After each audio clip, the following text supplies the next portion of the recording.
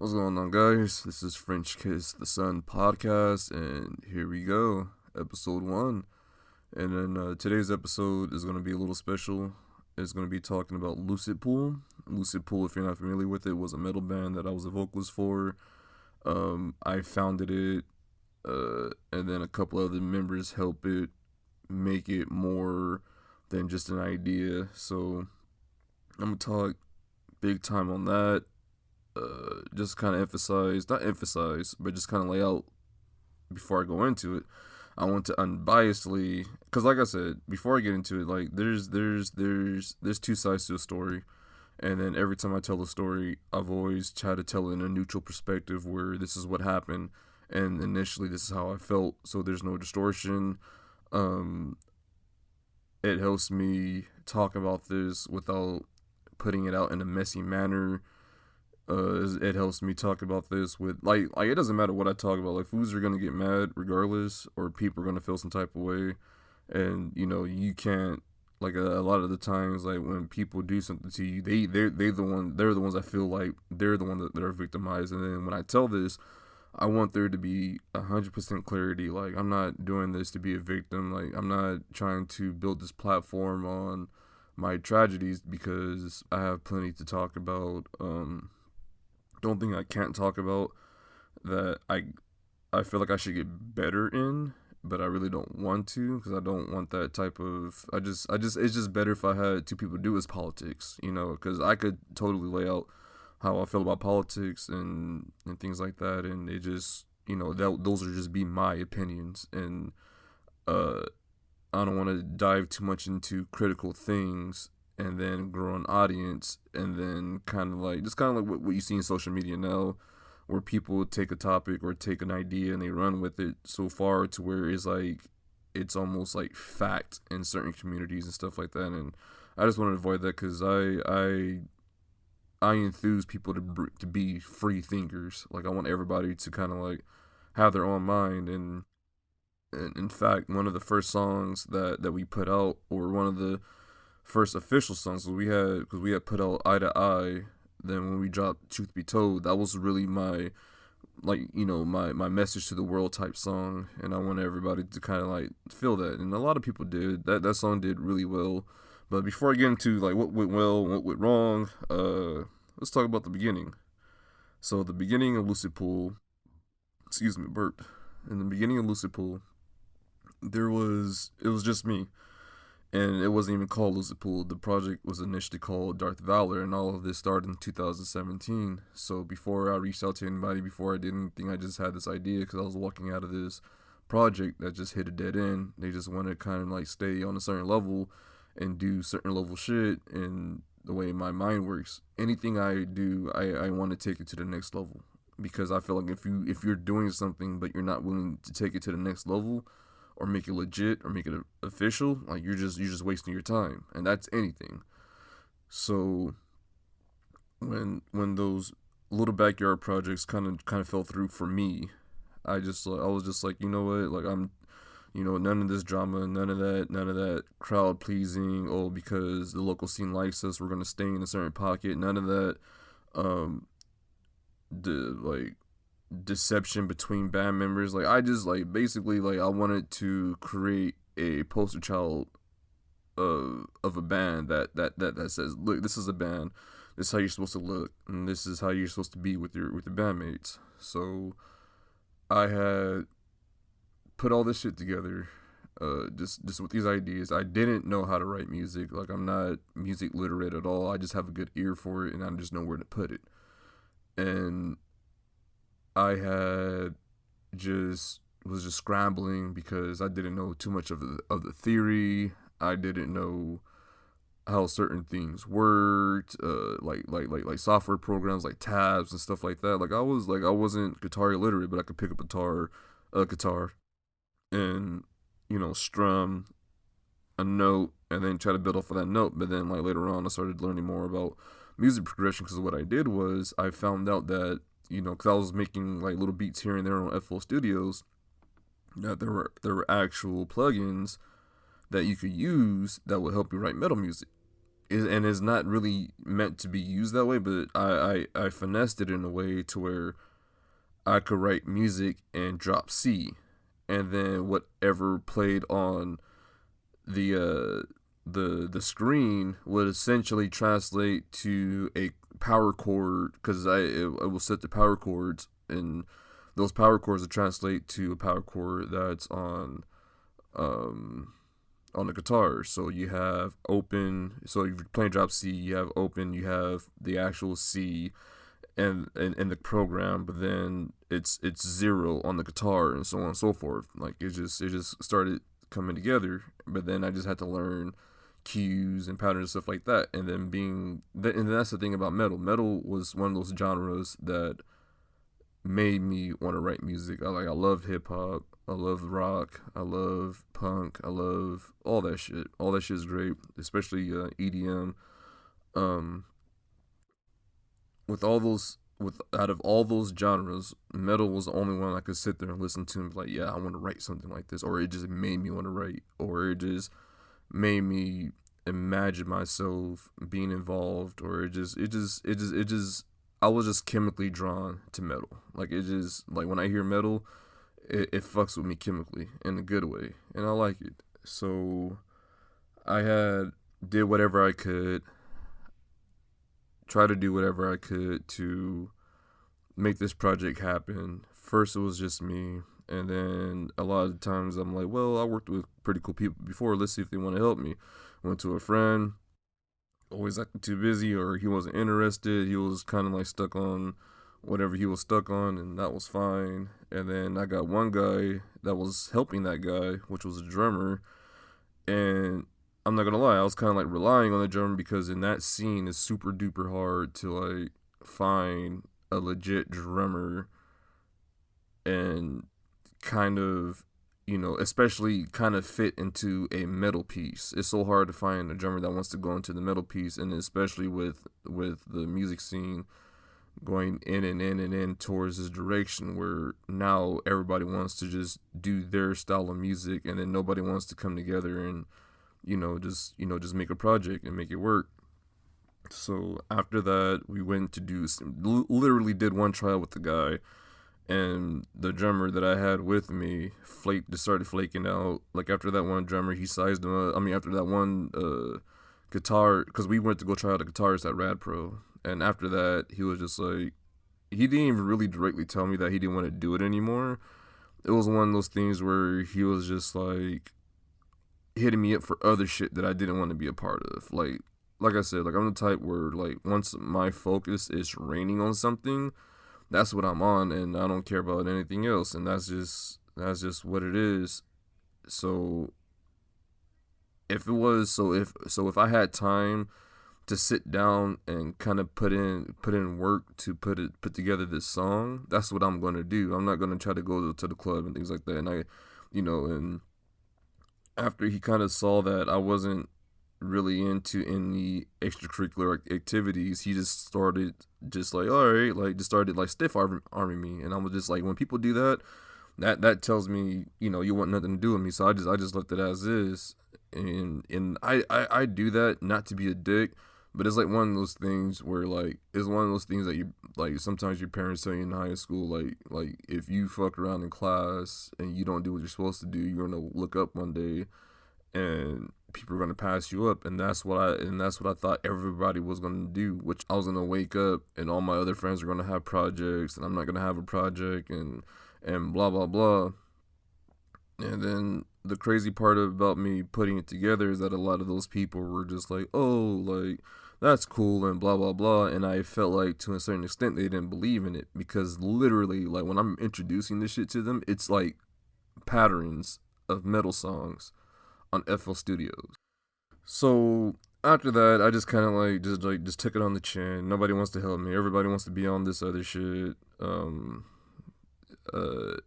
and then what was weird, even at that point, I still never lost faith. I was like, this is gonna work. I just gotta find somebody. So during this time, I'm full time working this bullshit ass job where I'm working 6 days a week, so I only get one day off, so 6 days a week, and out of the 3 days, I I work 12 hours. So it would be like Monday, Tuesday, Wednesday, 8 hours. And then Wednesday, Thursday, Friday, Saturday, it'll be 6 hours. I mean 12 hours, excuse me. And then that was taking me away from my social life, my regular life, because my son's mother, before he was even born, the woman who's my son's mother now, I didn't even really get to see her because of that schedule. So like even through that, and then trying to maintain a relationship and trying to do all these things, I was still like driven to make this music shit happen. So even before I even touched fighting, so like I was already into martial arts and stuff like that, but I was never wanting to do the comp thing until like COVID came around. So even before me getting into the market of fighting, like it was always quote unquote Lucid Pool, Darth Valor. And I was just trying to utilize all the time I could to make this thing work. Like whatever it took. I just wanted to see it in its fruition, in full effect. Because it was one of those things where like I thought about it and I could vividly see it happening. So turn around, I get a new job. We move to Ontario. I get us an apartment in Ontario. I relocated, started moving around, and I'm still fucking with this project. And at this point, I'm like, man, I just don't know. I'm like, now at this point, I'm just willing to play in the band. So after Darth Valor, and I moved out, I was kind of like, fuck, like Darth Valor's kind of a stupid ass name. Because for one, I could probably get hit for copyrights because of Darth, Star Wars, and nobody knows what fucking Valor means. And some people do, but it's just like, it was a good play on words, but it was just something that didn't stick. So I started fishing around, trying to find band names. And then the music I ultimately end up finding that I'm better at writing at was super close to 2000s metal.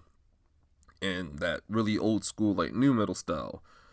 And I had, how did you just say, I had figured that, yeah, I need a new fucking name. So this is before I found, this is a little bit before Nick Zazels came in. Nick Zazels was Lucid Pool's first bass player. Let's put it like that. He was Lucid Pool's first bass player. He was a kid I worked with before in a ska band. Dude is extremely articulate, young, fucking sassy as fuck on the bass. Just very. The dude had character, and he could play. And then when we got together, I, let me digress a little bit. So it's coming up with the name. Boom, Lucid Pool came up, but with Lucid Pool, I wanted something with like lucid dreams. I just wanted something that has something to do with dreams. So lucid was the root of the dream idea, and then what was hard was coming up with something behind that, because I didn't want to be called Lucid, because I think there was something else called Lucid, and a band called Lucid, or a band that had, or there was a lot of bands that had the title Lucid in their songs. And then like I was like telling myself, the thing that kept ringing to me was Lucid Pool. And it was just like I didn't want, because of the style of songs I was writing, I didn't want it to be too close to Drowning Pool, because they're in that pocket of that old school early 2000s metal.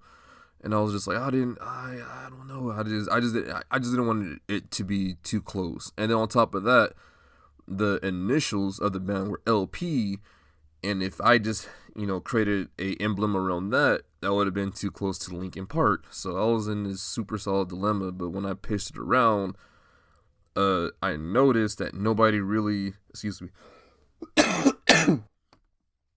that nobody really made that correlation. Like nobody really connected those things together, because the sound of the music at the time, after what I'm about to talk about, and how we were doing it. So they never made that blend, of bands. Like they never said like, oh, that sounds really close to Johnny Pool and blah blah blah. It never got to that point. Nobody's really ever brought that up, which was I was super happy about. Because that tells you that you have something original going on, and is going good. So when Nick Zazos came in, um, was like, yeah, let's just do this, and then he was like, what style of music we're trying to write, and I showed him the style, and then it didn't help that not only did I not know how to put this together to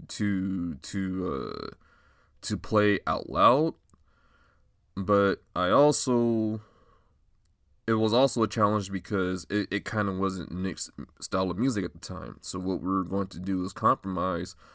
I was so let me back up a little bit. At this point, I'm trying to be a fucking drummer. I suck at drumming. I try to be the drummer because, like I said earlier, it's super hard to find a drummer in that scene. And after a while, like I said, the drummer that I kind of relied on, that was supposed to have helped me out or whatever, started having uh his own plans around me. It was just like more or less like it was just he had a certain thing going on, and I just wasn't planning on being on that time. And that's when I told myself, you know what, listen, I'm gonna be the drummer. I'm gonna learn how to be a drummer. So I get the electric drum set when we moved to Ontario because we lived in apartments, couldn't have an acoustic one, and I started fucking around, and I still wasn't good. Like I wasn't good at all. So when we were trying to come up with a way to compromise, because now we're just like, oh, let's just play shows. Because he was more focused on playing shows, and I'm the type of person like because of bands before. See, we have this thing we called practicing as you play, and it's the most embarrassing shit you could ever fucking do as a band. When you guys pay for practice space and you guys go do practice, fucking practice, and then be serious about practice, because the worst thing you could do to yourself is make an ass of yourself.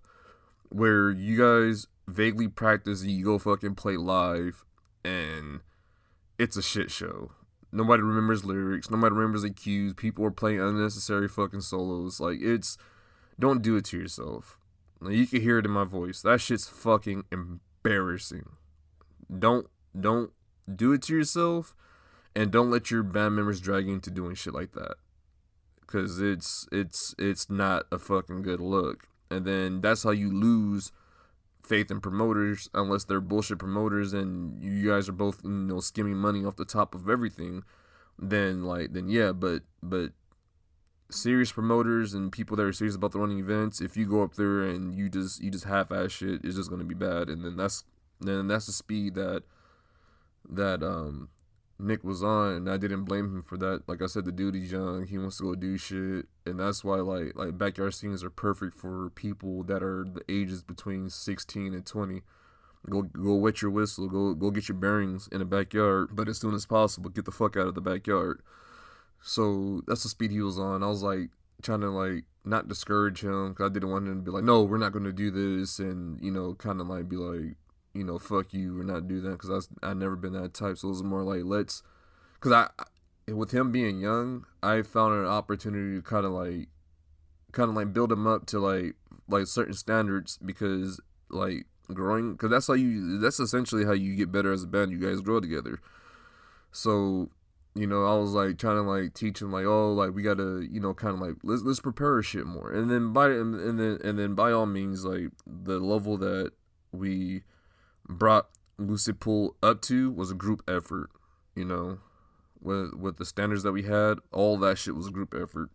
So I'm talking him down out of playing shows and not being so rash, coming with a concept, and then he was like, oh, like I know you don't like ska, and we had similar likes, but like I said, we're trying to put this thing together, and it was hard because of my inability to write music to a certain extent, and then his music reach was just vast from mine, and it would have worked better if I had where I was at later on, where I just had a fucking breakthrough and I was just writing songs back to back. So at the same time I was writing songs, but so put it like this: I had Truth Be Told and this song called Nephilim's already in my laptop, fully complete. You guys heard Truth Be Told. The only thing was, at the time, I didn't know how to translate the like how I mentioned before, how C is open, D will be 1 on a fret and things like that. I didn't make that connection until later on. So at this point, we're just kind of like, just spitballing this shit, just music, because we're talking about doing acid math metal, like kind of like that doomsday metal, that Ozzy Osbourne type shit, getting high type shit, and that's what we're sort of leaning towards, because I wasn't like a shit drummer. Just the shit I wanted to play, I couldn't play. That's what it was. And the speed we were playing was like almost like a rock ska band, and I was just like, I was trying to like stay away from this, blah blah blah. So in between that, I had David hitting me up every now and then, because he was a part of this group of friends that I was also mutual friends with too. But some of them, just the type of characters they are, and who they kept in the company that kept around them, I just didn't, out of that whole group of mutual people that I knew, he was like the most alright one. Like, I really didn't know the guy. It was just that he was always the one that was like, hey, what's going on? Or liking my post every now and then. Or like, I'll hit him up, it'll be a quick chat, he'll hit me up, it'll be a quick chat, shit like that. He was just like, because like one thing I look at, even if we're not close, I look at with people, I look at consistency, and I'm like, all right, like this person just kind of like, because I don't know, like that tells me like you want to kind of like be involved in my life. Like, you're not just here just to like tap in or just fucking just use me for some shit and just leave out. So like little shit, like I said, with me, I'll get into that more in different episodes, but to me, a lot of the times, little shit goes a long way for me. So for me, a lot of the times, little shit goes a long way for me. So shit like that is just like, oh, like, let's see, I just sort of just decided to hit him up on one of these days during this whole Lucid Pool thing with Nick Zazos, and he was like, hey, what's going on? And he was telling me like out of the blue, we started talking about band shit. Now we're talking about band shit, and he starts telling me about like his project and how like it kind of like went through, because his members were being all flaky. His drummer was sick or some shit, and his other fucking members were just fucking up, hardcore fucking up. So he was asking me what I was doing. I was telling him about it. So initially, how Lucid Pool started, it all started with David trying to help me. So he was just like, so I was like, I got some shit written and some shit going on, and I don't know if this was just him being bored or desperate getting the project or whatever the case was, because my first initial thought was like, this fool was just being a buddy. So we get together and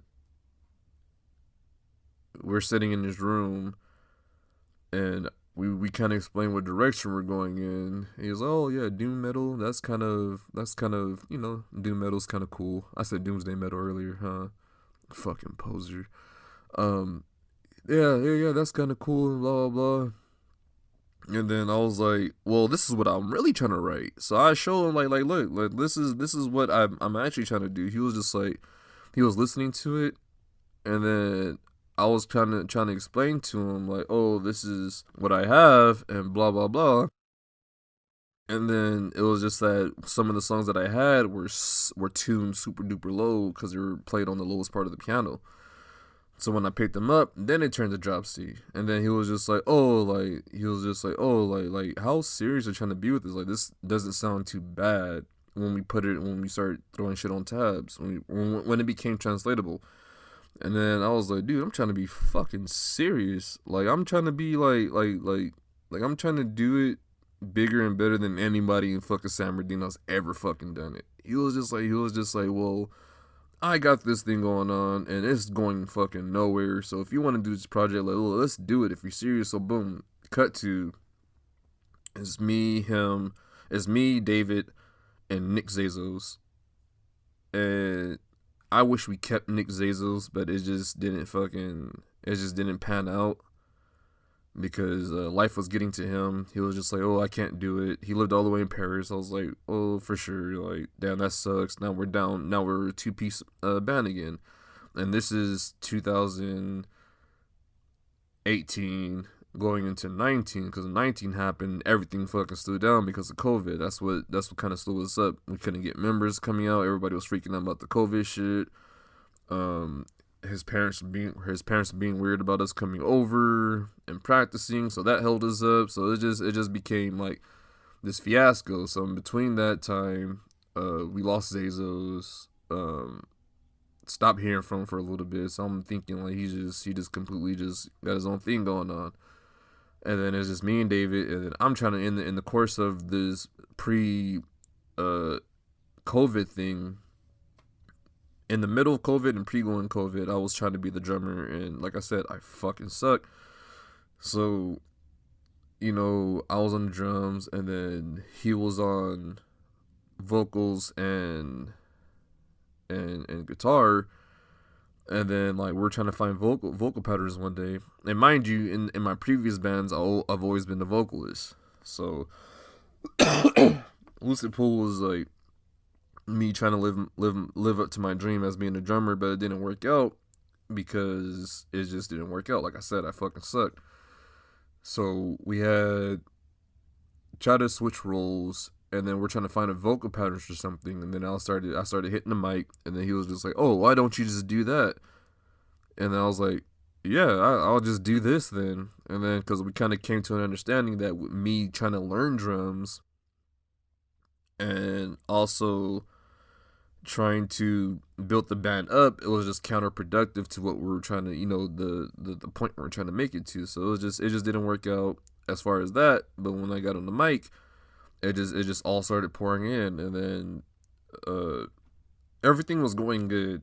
Like everything was between me and him, because I told him that I didn't know anything about marketing, and then he was going to school for marketing, so he didn't really know anything then. So a lot of the shit that we were doing was like guessing games, but we're trying to put everything that we had on paper, make everything legit. And I should have, in the midst of that, like I said, you don't know what's going on until you get there. Because when you put people on paper with your songs, because most of every song that we have out now is copyrights. Me and his name is on it, and then a fucking guy that should have never put his name on it.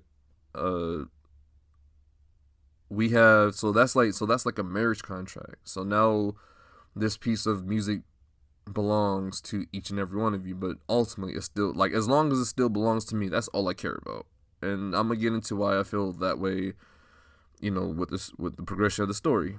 So cut to it starts getting more rockier as we picking up members, because even when it was just me and him, our biggest thing was practice. He had the same, and that's why I thought this thing was really going to fucking make it, because he had the same standards I had, like not fucking going to shows half practice after half fucking practices, not fucking taking the necessary risks, not fucking each other over, not, how do you say, excuse me, I'm moving around the mic a little bit, just not, doing shady shit to your fucking bandmates, just a lot of like a lot of the shit that I didn't like, he didn't like.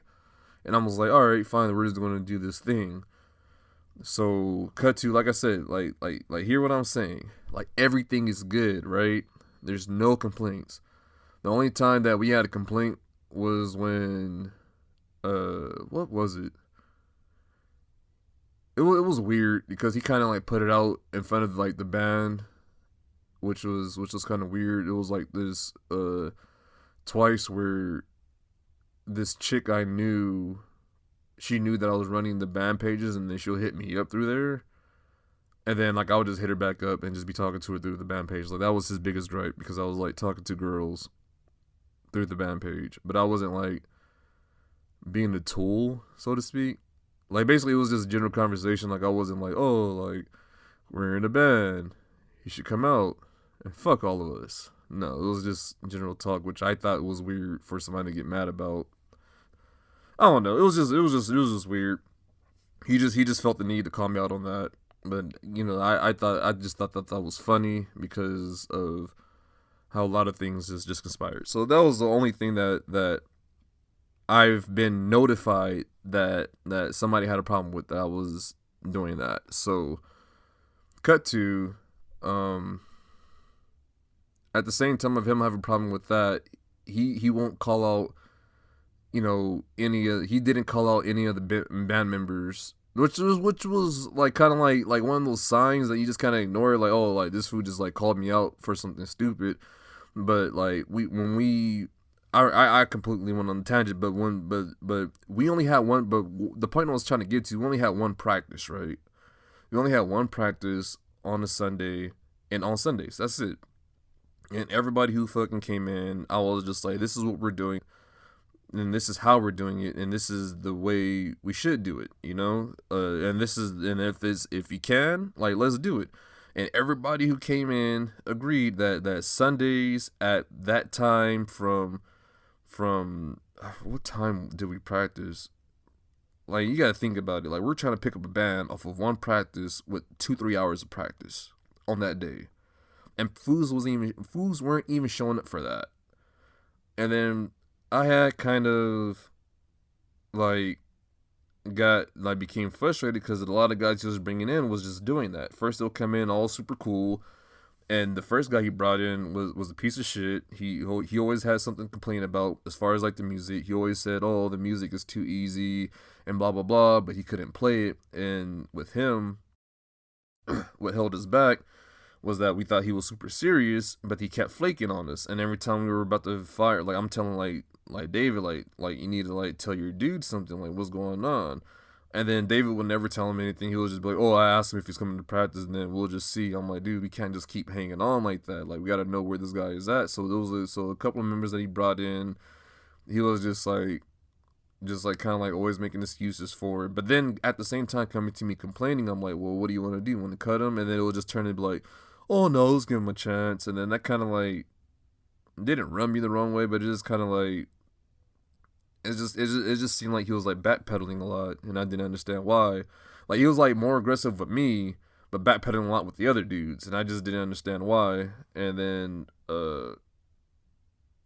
it came to the point where the dude that we're talking about, the first dude we ever fired, was tugging us along so fucking hard to the point where now like we're in the middle of wanting to progress because we had lost a drummer.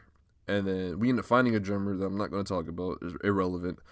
And then found a drummer that came in that was putting in serious fucking work. And then he ruined it for everybody. Because this dude was coming in from Oakland. So he was coming to his practice space 8 hours away from where he lived on every other weekend. When I saw that really had, I didn't care. I stopped caring what David was talking about. I stopped caring what his excuses were for people, and I emphasized it. I'm like, dude, this dude is coming all the way from over here. Like, what's their excuse? And every time it came to chopping heads or getting on band members' asses, he'll be quiet and let me do all the talking. And then that kind of like made everybody scared of approaching me with shit, because everybody thought I was just there to fucking scold and yell at them. So when it came down to it, he would just leave me hanging, and I'll be the only one saying something. Now, that's not what really fucking like spun us off or made us a bad band or whatever. So I just figured like this is just regular band shit. We're gonna have indifferences, whatever. And then we're just gonna get back to the music after it's said and done. So we're going through members, just nobody's like picking it up. And then the members we do leave off with, the members that we did leave off with was more or less like I say like 40% were trying, because like the bass player wanted to go on hikes and do all these things last minute and pretty much leave us hanging. But then when he shows up for practice and David's late or somebody's a little late because the garage isn't open and blah blah blah, it was just he would just like kind of like complain about it, and it was just like, dude, like I get your complaints, but like at least you're here, because usually you're not even here. And then that was the other thing too. Like let me emphasize on something else before I get into like what mounted up to everything. I was always ready to do this. I had a full-time job. I had a son, and he was in the process. He was conceived and born through my entire Lucid Pool adventure, and things were changing for me. And then I ended up losing my job during the Lucid Pool trial, and it was just like, bro, like we need to take this serious. Like we're not even coming up for one day of practice. Like I got to the point where I didn't care. Like jacket, like if it was cold out, jacket on my back, coffee in my hand. If it was hot, fucking hat on my head, shirtless, shorts on. I was showing up for practice. It got to the point where, I was waking David up on certain days when it came to practices. Like he lived there. Like all the practices were at his house. But like whatever the case was, I was like waking him up like, hey bro, like we really need to like what's going on? Like what's up? You're sleepy. And then he'd be like, yeah, I got it. And it wasn't a big deal because it was his house. And then a lot of the times the thing that didn't make the David being sleep thing a big deal is because everybody else is late anyway. And then it started like with that, it started to become more discouraging. Like I stopped seeing this thing as a path of purpose to it just being a task, because it became so much trying to get guys to come in. So cut to revolving members, little discrepancies here and there. And then on top of that, it was always on edge because we didn't know what his parents were going to do. One minute his parents were cool about the music, next minute they didn't want nothing to do with the music. We couldn't practice there, so that's what was also becoming discouraging. And then on top of that, I knew that was going to be an issue because these guys, I guess they started to feel like, oh, if we're not playing shows, we don't have to take this serious. And then it was counterproductive because it was like, dude, it was extremely digressive. And then it was like a is it the word oxymoron, where basically like they're saying their attitude is that they don't feel the need to come to practice because we're not playing shows, but not knowing that if they fucking come to practice more often, we will be ready to play shows.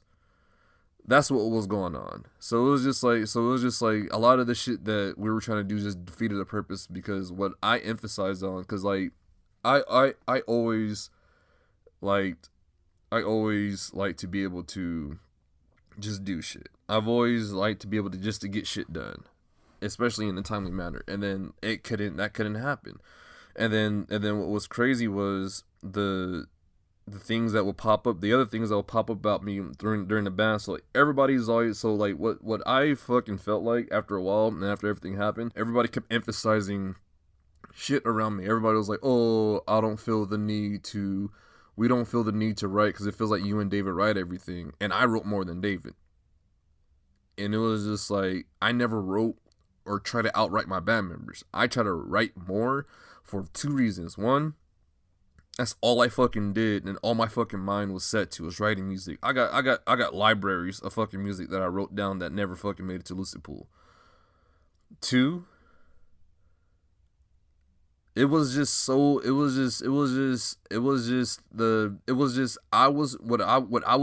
trying to do. I was hoping that if I wrote so much that people will fucking just like, basically I was trying to inspire people to fucking write. Whenever I wrote a song or brought a song to the table, a lot of the impression was, or the way they took it for some reason, which when there were days that we could have came together and write, they'll bail on that. So once again, they're complaining about not writing enough. They're complaining about not being involved enough. They're complaining about this. And then when I was doing the social media, when I was putting out all the promos, when I was making the promos, when I was putting together the stickers, when I was putting, me and David always asked everybody, where do you fit in any of these? And then nobody wanted to get involved because they wanted to play video games. They wanted to go chase bitches. They wanted to go fucking go on hikes.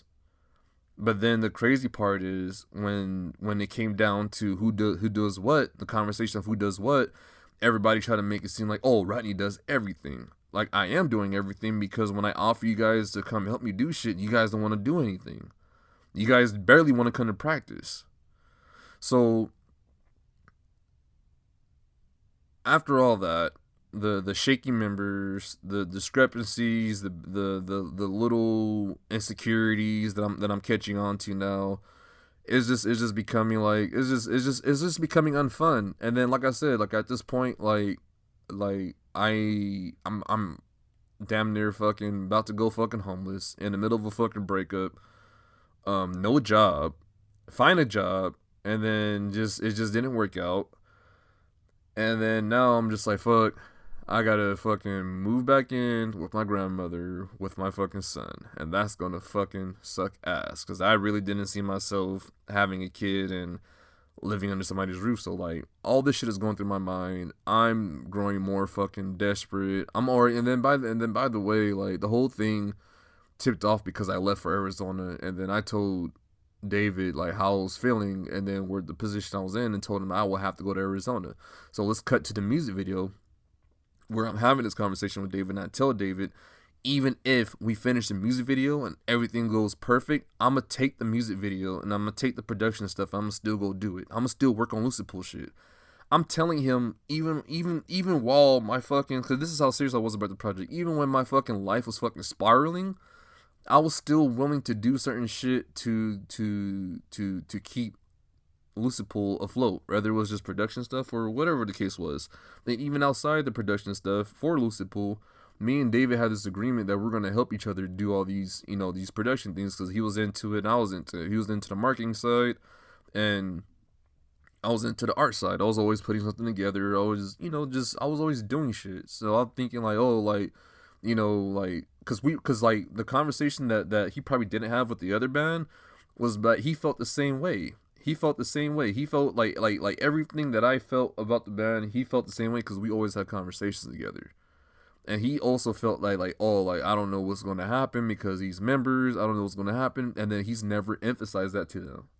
But he's come to me for shit, which I don't know. I didn't understand that. So that's why I kind of like took it a certain way.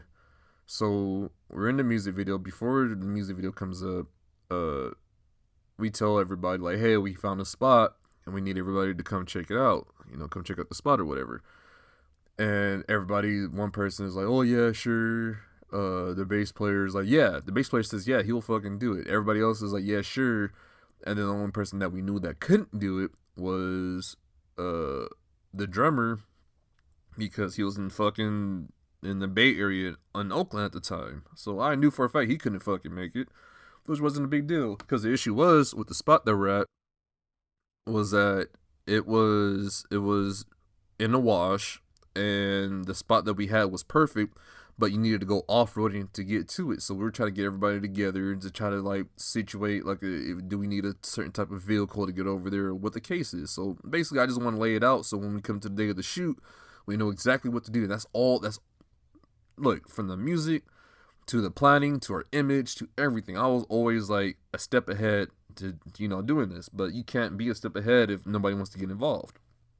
So me and David go out and look for a spot, and then we find a spot, and then we find a spot to get to the spot, and the whole fucking point of the band coming out was for them to come out, because like anything I do that's a group project or whatever, I use that to kind of like build on the band and see how serious you are. So even if me and David were fucking sitting there like, oh, we're just gonna be writing music today and just smoking weed, and then well, here's this is what happened. We'll hit the group chat and everybody, I'll be like, what's up?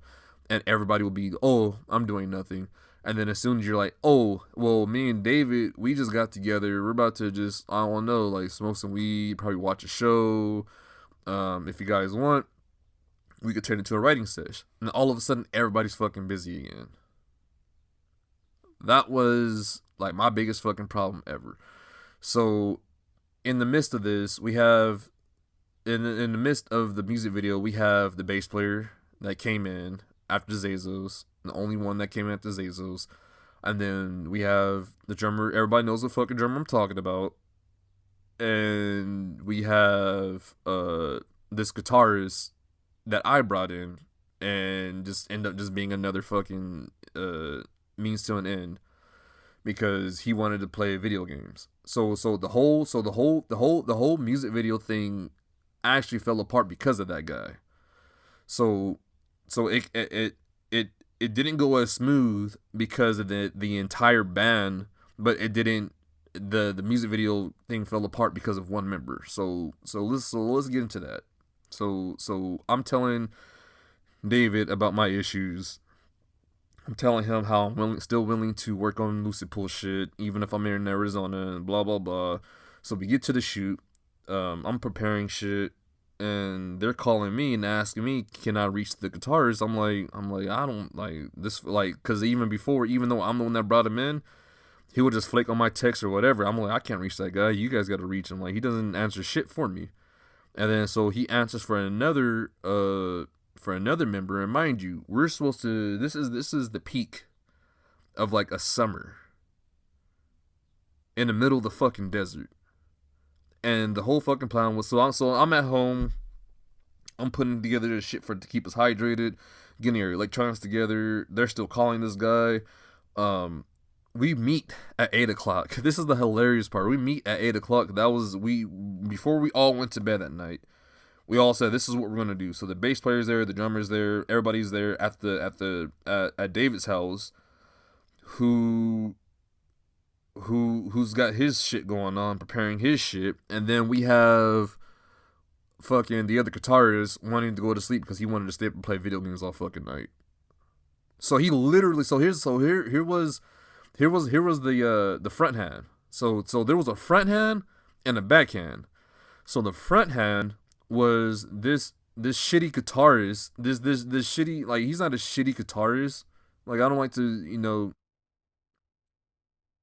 disparage anybody's talent based on who they are, but he was a shitty guitarist band member. Like, he wasn't a good fucking member, because the dude straight up fucking woke up and told, I forgot who he talked to, but told one of the band members, yeah, I made it, or I woke up, but I decided to go back to sleep and get 2 more hours of sleep. So when we're trying to call him, 8 o'clock turned to 10 o'clock, and now we're in the fucking desert where the noon is starting to peak. So, like, everybody's already losing their spirits. Everybody's kind of like out of it. And then we unload all the shit, and we get to a certain spot where the spot that we're trying to get to is like half a mile out. So I was like, all right, you guys are ready? They're like, after we unload all this shit, they're like, ready for what? I was like, yeah, this isn't the spot. The spot's back there.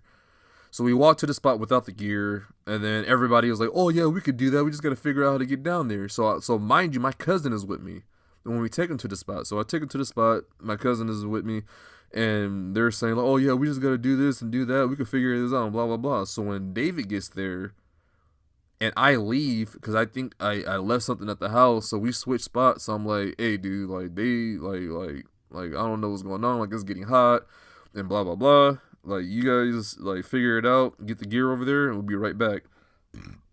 I go to the house and come back, like, not even, like, 20 minutes later, and then David comes up to me, and then he's like, oh, they said that you didn't show them the spot. And I'm like, what? Me and my cousin just took him over there. I'm so fucking angry. I'm just like, fuck it. But now that I'm like when I started thinking about it, I think I think they were all in on it. They just didn't want to go instead of just fucking telling me. So he just kind of like threw them under the bus and made them like assholes. I don't know what the story is. It just didn't make sense, because like because for David, my instinct would have been like, if I got on the phone and I told you I took them, and they told you that they didn't take you, then why are you having a conversation with me and not with them? So at this point, I'm thinking about my fucking son. I'm thinking about this Arizona trip. I'm thinking about all this shit. I'm like, fuck it. I'm really like, fuck it. Here's the crazy part about it.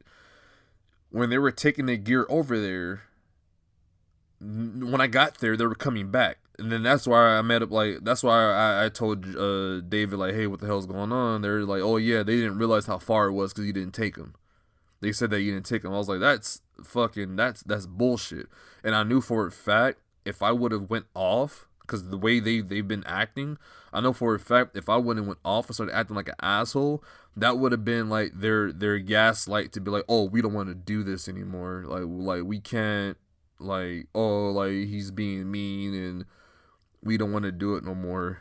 And then so I was just like, come on guys, like stop this shit. So as we're walking, the fucking bass player out of everybody, the bass player goes, yeah, we should try to like plan this out more before we do it. And I just fucking snapped, because when he said that, I'm looking at David, and David just kind of like looks at me like, what the fuck? But I'm like looking at David like, fool, like fucking say something. So I was like, you know what? Fuck that. I was like, dude, we did fucking tell you guys. We told you guys to come out here days before we even came to the shoot so we could fucking avoid this shit. Like, this is the reason why we do this shit, so we don't run into shit like this. So I'm fucking chewing them out. I'm like, dude, like you guys fucking know for a fact that like all of the shit that we ever try to fucking do was preparation just so we could avoid shit like this. So I said, fuck that. It's not about planning. How about you guys fucking start showing up? How about that? And I left it at that. We did the music video, and then after that, the music video was a fucking shit show. I didn't get all the clips. And then what was really discouraging was the drummer was already saying something about financial issues, and then he started saying shit about car issues. So between financial issues and car issues, I knew for a fact there was no fucking way we're gonna fucking see this drummer for another fucking 2-3 months. And I'm not gonna have a fucking another fucking wave of fucking vague. By the way, I did fire that fucking shitty ass fucking dude that was the guitarist in our fucking band. The dude we fucking found out, we've been fucking knowing, but we just fucking just put it together that like this fool was fucking bailing on practices to play video games all night, and we fucking knew that he was playing video games because he had David on Discord, and then he had me on PSN. So we knew the whole time that like all the times that he flaked and stayed up all night, he was playing video games. So I cut him or whatever. But going back into it, it was just like all this shit, like dudes, like we prepare for shit like this. And then like I told myself, like I kept telling myself, like, dude, if we're on a contract, if we sign a deal or something, like this would have been a fuck. We would have been on motherfuckers' money. We had the capability of getting signed and shit like that, and then I'm glad we didn't, because we would have been owing a lot of people a lot of fucking money because of our fucking work ethic. And I always emphasize that if you don't work hard now, you're not gonna fucking work hard later. And then like it was super discouraging. So I was talking to my son's mother. We're broken up at the time. We're fucking going through it. And I'm telling her, like, I need to fucking do something. She's the only person I'm fucking talking to at this point, because like I can't talk to nobody else. My family can't help me. Like nobody can help me, and I'm just letting her know. And then, you know, that's you know, discussion between us was rough, because I was literally about to leave my fucking son behind. And I did. I left on a whim. I told those guys that I was leaving Arizona. I just didn't tell them when. So when I leave, I messaged the group chat like a day or so later after I left for Arizona, like hey, like I'm in Arizona now. I gotta do shit. I'm looking for a job. Like shit gotta happen. Like I don't know what else to do. Like this band thing is like, it is what it is, and blah blah blah. But at the same time, in my sentence, and anybody could challenge me on this. Like one thing about this podcast, I'm opening this up for anybody to challenge anything, because like I said, this is my me being open to that challenge is my contract to my viewers and my listeners, that I'm telling the story as is being, you know, as it was being played out. So I'm in the group chat. I'm telling them like I got to go to Arizona and blah blah blah, but I'm still willing to do production shit. Like I'm still have free time. Like I'm gonna take my laptop with me.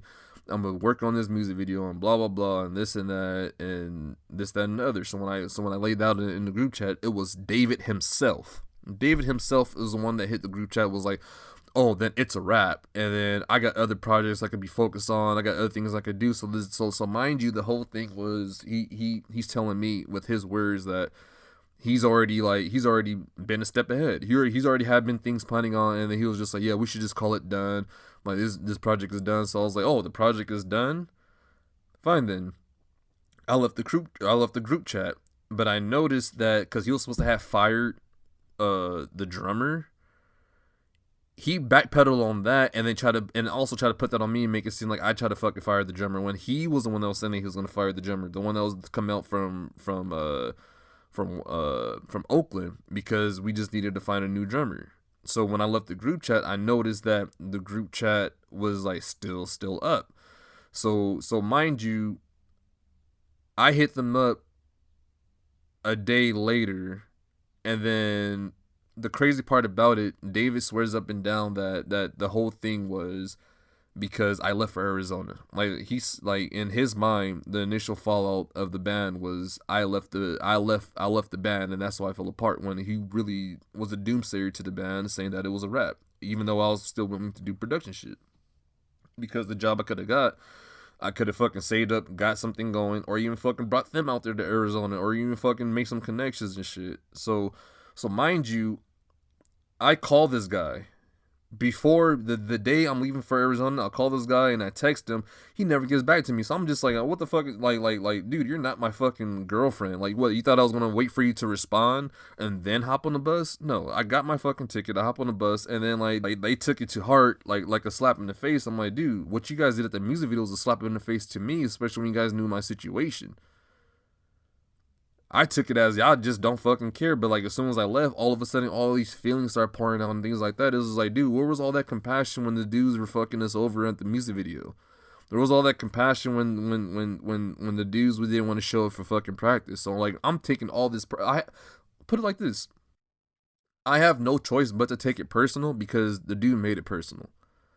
Because after I got back from Arizona, after a month of them not talking to me, of them fucking seeing my messages or just not saying anything, they're acting like little fucking bitches about the whole fucking thing. And I'm gonna say that too, and I'm gonna stand on that. They were acting like little bitches because like the whole fucking time, like once again, just counterproductive. Like, you guys want to know what the fuck is going on, but you want to ignore me. You guys want to fucking be a part of this thing, but you don't want to show up. It's just like everything was just fucking backwards, and I just didn't get it. So when I got back from Arizona and I finally reached out to the guy because I found out, because at first the bass player, he doesn't know that the bass player is telling me that he's been trying to play the middleman and he hasn't even been over there. But then David gets mad in the middle of a text war, which I thought I was trying to get this dude to talk to me in person. He didn't want to do it because I was like livid. And then it was just like a lot of the shit that he was saying, he could only say on text because he kept changing the subject, kept fucking double talking, kept like taking like basically in text form. This is why I hate arguing in text. And then even he says that like arguing in text is so fucking redundant because all people were going to fucking do is just take your buzzword and then take your logic and constantly fucking twist it, because it's easier to do it when it's in the context of text. Versus you having a conversation with somebody where they can't fucking just sit there and overtalk you and stop you in the middle of a fucking word and then break down that fucking word and how it made them feel and so on and so forth. So the argument took place only on text because he didn't man up and talk to me.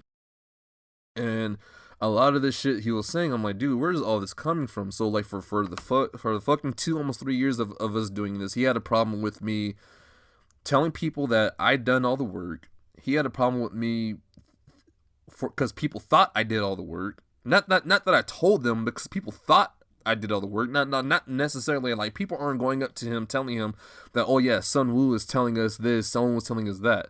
These are people allegedly. I don't know how many people, or if it's just one person in his household that was just saying this, but he was saying that people were saying that I was basically the head of the shit.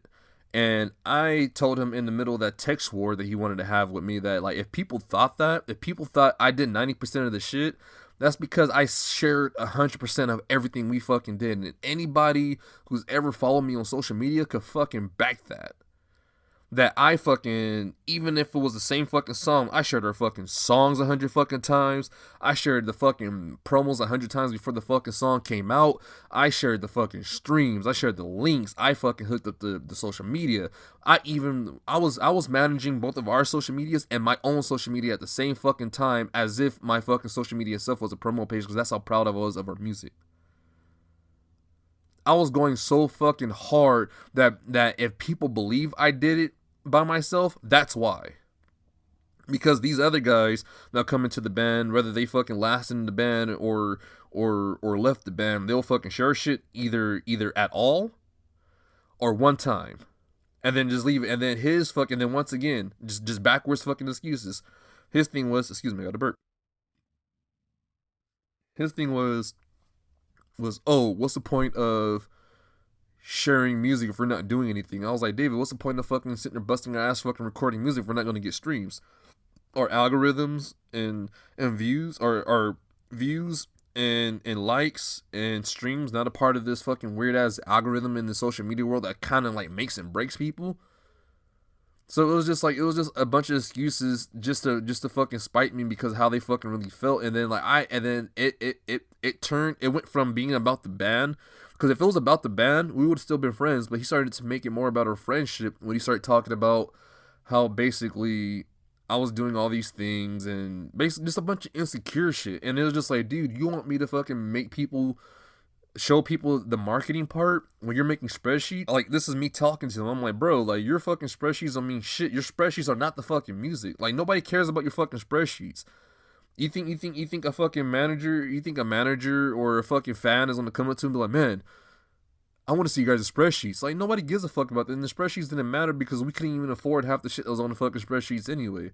Like, the schedules didn't fucking matter because the people that you should have been fucking getting on, this, like I said, this is me talking to him. This is not me talking to him at him now, because like this is said and done. This is me telling you guys a story about you know what happened and where it all ended up. So I'm telling him like dude, like, you're worried about all this shit, but like nobody but everybody else pretty much didn't fucking do anything. You're mad at me, like I just fucking like I ruined the band.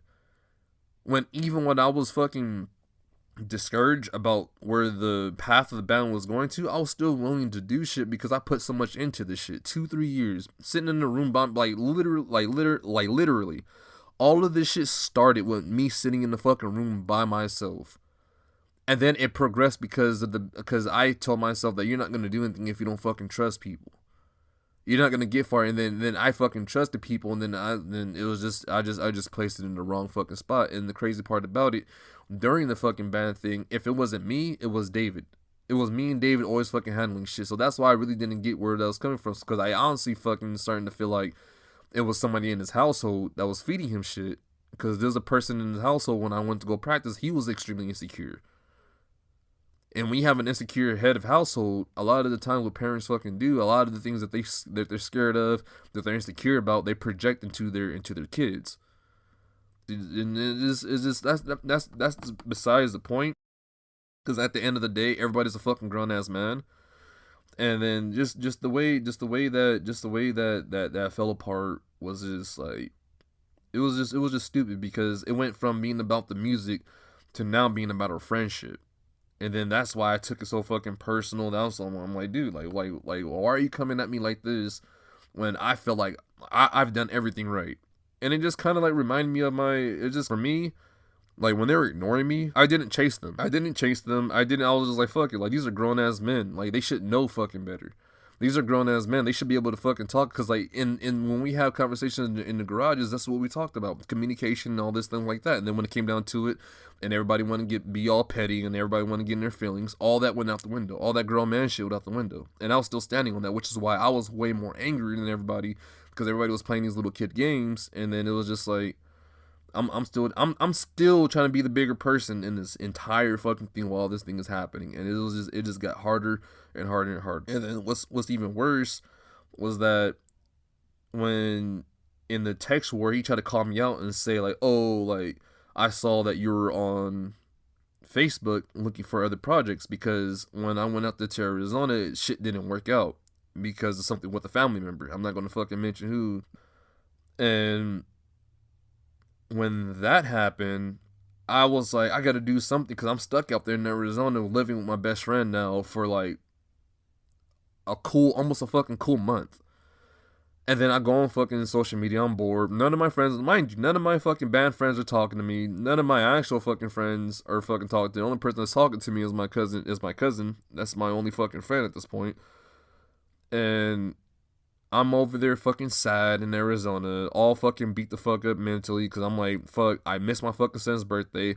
I came out here for a fucking job just to fucking end up living with somebody and not having a fucking job. So I was like telling myself, like, maybe music is such a part of you. Maybe you'll find your life through music. So I went on different forums on fucking Facebook looking for band members and people that are starting a metal band and needed a vocalist. And, you know, I was trying to fucking find my way in because I was trying to just establish myself in Arizona. Because I felt like if I fucking were able to mingle with other band members, tell them where I was from, show up for practice, do these things, built this fucking thing. Maybe they have a fucking job opportunity, and that kind of stuff. I was just trying to plant my fucking flag in Arizona at this point. I didn't care about fucking life. I didn't want to go back to my ex. I wanted my fucking son. I didn't care about my fucking people from back because nobody was fucking hitting me up. Let's just take the band thing. Like I was fucking just all fucked up because nobody was fucking hitting me up. Like I didn't hear from anybody, so I'm like stuck in this fucking thing. And then the reason why I bring that up is because during our fucking text word between me and David, he screenshots that and puts it in the thing. And then I know for a fact that he fucking screenshotted it and put it in the fucking group chat because I left the group chat or whatever. So he sends me that. I'm like, David, are you fucking serious? You're showing me this?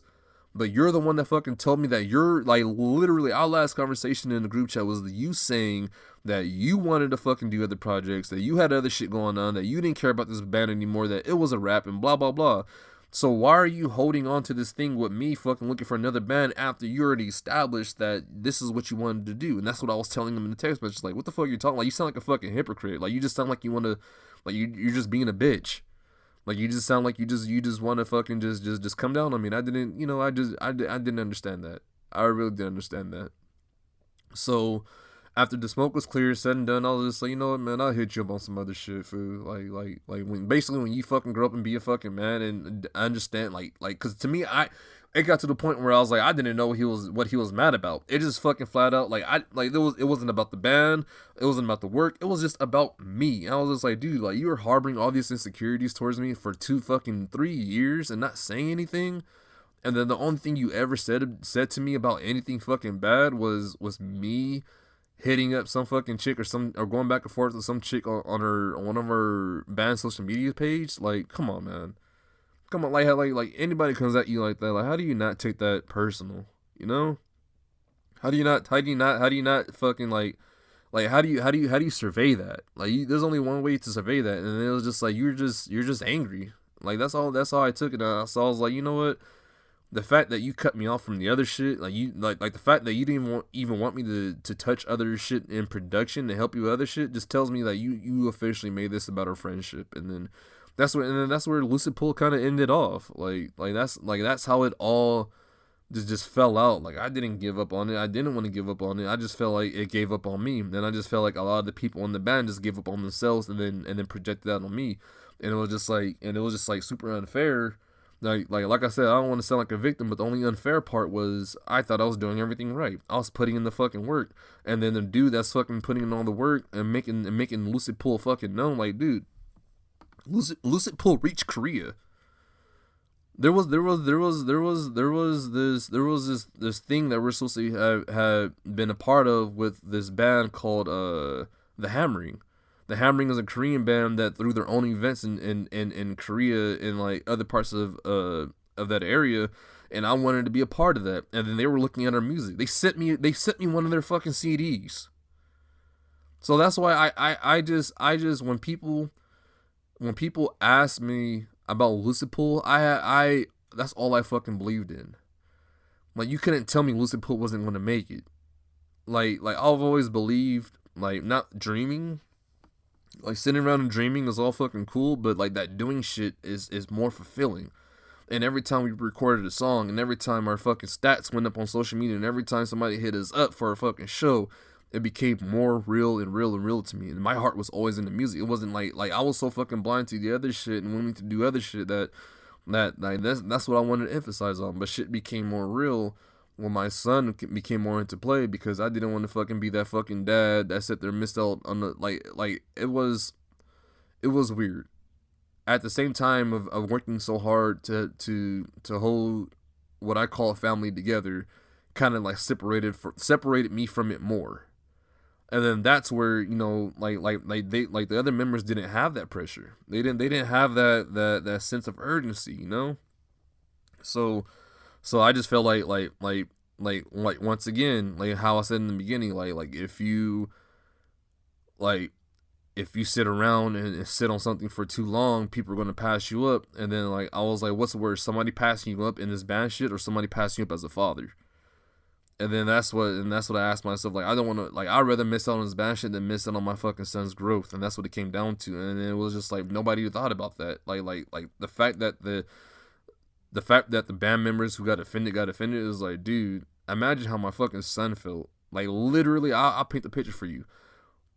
I'm leaving, and the last time my son saw me before I went to Arizona was just me hopping on the bus and him and me, and he was asleep. We were sitting in the car. He didn't even get to see me hop on the bus. We're sitting in the car waiting for the bus, waiting for my time. I'm talking to his mom because I'm like, we're not working out, but I would like to have him. If I were able to get a job, would you come out there? And she had a good point, was like saying, no, if we're not together, I'm not going to go out there and leave, you know, my mom behind and all that for us to have these problems. And I was like, you're right. And I was just, you know, that's the conversation that we're having. And that's the last conversation that we had. And I hopped on the fucking bus and left them fucking behind. Missed my fucking son's birthday, and nobody cared about that shit. Nobody fucking cared, because they only care about what they fucking cared about. So after a lot of people, even before then, like even before like the music shit, like I knew who my real people are and who wasn't. And that's why I stuck with my band members more and my cousin more than anything, because it was just a lot of people just wanted to play around with life, and other people just wanted just to be in your life for their own fucking reason. It just kind of just made me just realize like you got to do this shit for yourself. Like, it just kind of like made me just like realize like you like nobody gives a fuck. Like nobody cares about like if it's not in their pocket of doing, they don't give a fuck about what you're doing or how you end up. And then that's why like I never went back and tried to flex the band, because I took it so offensive. Like I don't have a vendetta, but it's certainly a problem because of the way we left off. And you know, that's just how I am as a person. And then that's just, you know, what life is for me. And from that, I just want to just conclude that, you know, somebody hears this, like I said, it ain't to be spiteful or nothing. That's just exactly what happened. So, you know, I hope, you know, everybody enjoyed that little thing. There's more to come with